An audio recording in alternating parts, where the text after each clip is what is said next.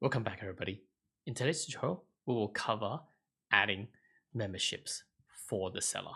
So what is membership? So it's similar to Patreon and YouTube membership. We allow the user to create different tiers of membership so they can subsequently allow other users, i.e. buyers, to subscribe to them. In this basic example here, we're going to have just one tier for simplicity's sake. So how do we create memberships? So if you recall from the first video, we will be creating prices on our platform because the relationship is between the buyer and the platform. However, we will allow the individual sellers to create prices within our platform through an API call. So how do we do that in Flutterflow? So what we need to do here is go to the API component, and then we're going to add a call. The call we need is called the prices, post prices. So we posting prices, i.e. we are creating prices in our platform. And what we need here is basically post. I'm just going to call this API call prices. The endpoint is prices, and the body is XML encoded, and the parameters we need.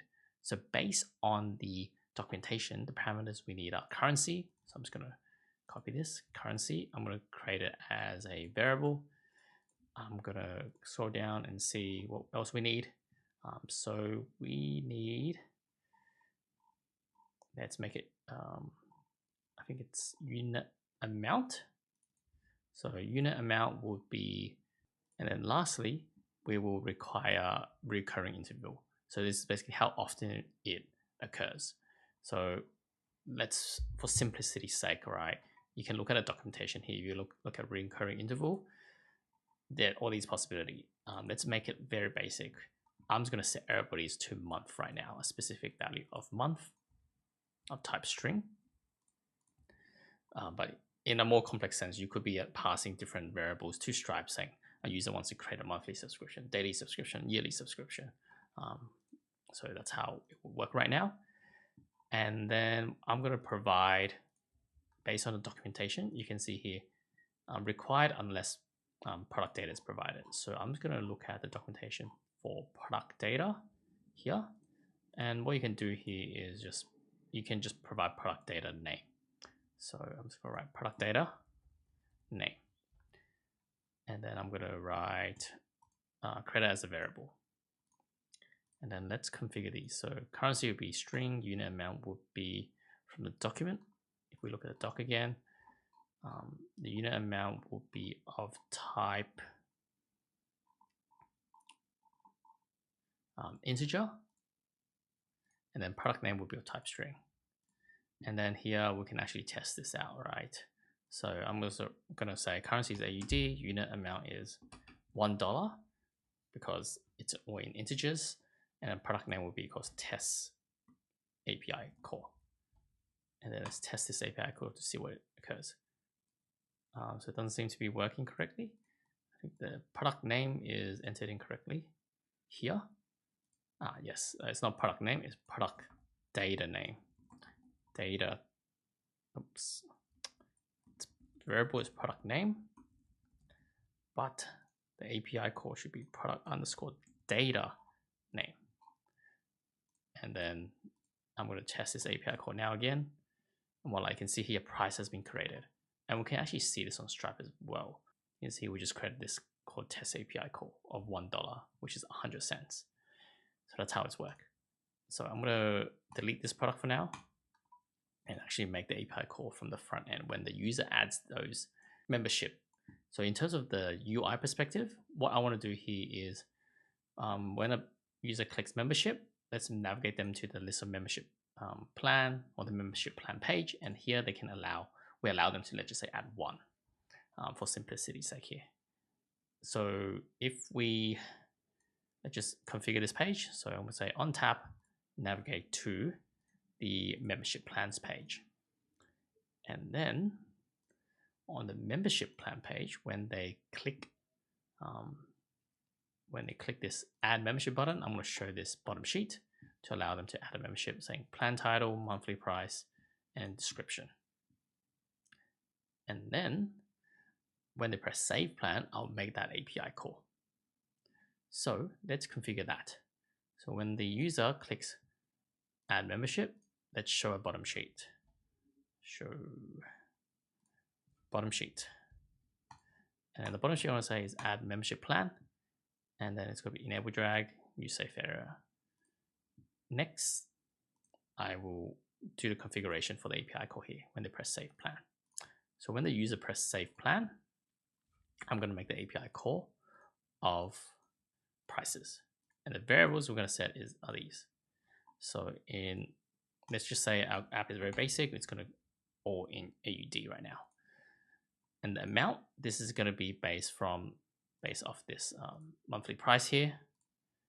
And then lastly, the product name. So maybe I'll make it, because we're using our platform as the source, as the relationship, prices need to sit on our platform per the documentation, right? If you look at the documentation again, it shows that additional steps before you use destination charges. It says to create destination charge, define both the customer and the price on the platform. And then you must have created a connected account on the platform. So the prices are sitting on our platform here. So going back to Flutterflow. So let's make the product name to be a concatenation of maybe the authenticator's user ID, and the name of the product itself, which they've entered. So it would be the widget states. Maybe I just rename these a bit better. Plan title, plan price, plan description. So it would be basically concatenation. So on Stripe, it will be a concatenation of the authenticator's user ID and our plan title. And then unit amount, all you need to do is basically add a code expression. The reason why we're adding code expression is the user is entering a value from the front end. So it would be the widget states plan price, and we need to convert it to cents from a cents format. And this is basically the code expression. It will be our price times 100 and then convert it to integer. So this is the API call to create price. I'm just going to do this. And then what I want to do is when they've successfully created an API call, let's create a document within the database. So if you recall, our database actually has memberships of price ID, price, description, title on the user level. Create a memberships document where the user reference is the user ref. And then I'm going to set the fields. So the price ID will be the response from our API call. So I believe I've saved it as a here. But if I test this API call again, we'll get basically the price ID here. And I'm going to save this. And then I'm going to get the response from the create API response. So basically create API response, JSON body, predefined path, and the predefined path would be the ID, which clearly I did not save in previously. So yep, ID here. Let's save this. Now going back again will be the API response, JSON body, JSON path, ID field. The price, I'm going to save it, whatever they've entered, not in cents, but what the user has entered. The description, so this is basically what value the membership is for. So I want to say the description would be for widget states description, and the title would be of the title widget text field. And this is basically done. And I'm going to just for a snack bar, right? Snack bar prices created. And then what I want to do here after they create a price, I forgot, is to dismiss the bottom sheet as always. And then when that's done, let's configure the membership plan page. So here we allow the user to add one plan. Let's just say that this is only let's do a backend query actually on the page level where we will do a query collection memberships, and the users, the variable for the user reference will be the authenticated user. I'm going to make this a list of document for now, so you can rebuild on this to add 2 or 3 plan. But in this case, I'm just going to use 1. And then let's just say I want to show the membership details.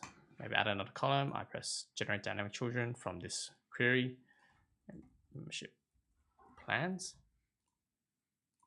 And then let's make it something basic. I'm just going to write the title. Not the prettiest right now. I'm just trying to show you how it all works. Let's do that. I'm just going to write the price here.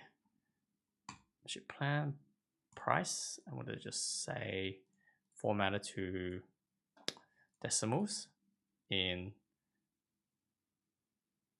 automatic based on country. There you go. That's it. Let's add some spacing here. And then let's just say I want to remove the button when the user has at least 1 subscription, or only 1 subscription. Let's just do that, right? If they have 1, let's just not let them see it, right? So I'm going to do member document number of items is greater than 0. And then I'll go opposite statement. So it's not, or maybe I'll only see it when it's equal to 0 then. So that means they don't have any set. So if they have nothing set, we allow them to see this add member. If not, we will only show this page here. So that's how it works. So let's refresh our app to see if it works. Okay, let's test this add membership plan out. So I'm gonna click add membership, and here I'm gonna add a title called premium. It's gonna be $10.99 a month. I'll put early access to YouTube videos, right? I'm gonna press hit save plan, and voila, you can see this is the plan's been created, the button's gone. And then if we look at the backend database and refresh it, we can actually see the memberships collection being added, early access to YouTube, $10.99, and this is the price ID that has been created on our Stripe platform. So if we go to Stripe, you can actually see if you go to product catalog and go to active, and this is the price we just created for the user ID and the name of the premium and the name. So here you can see here the price is basically $10.99 per month, and I've copied this price ID and cross-check it with our database. You can see this is the price ID.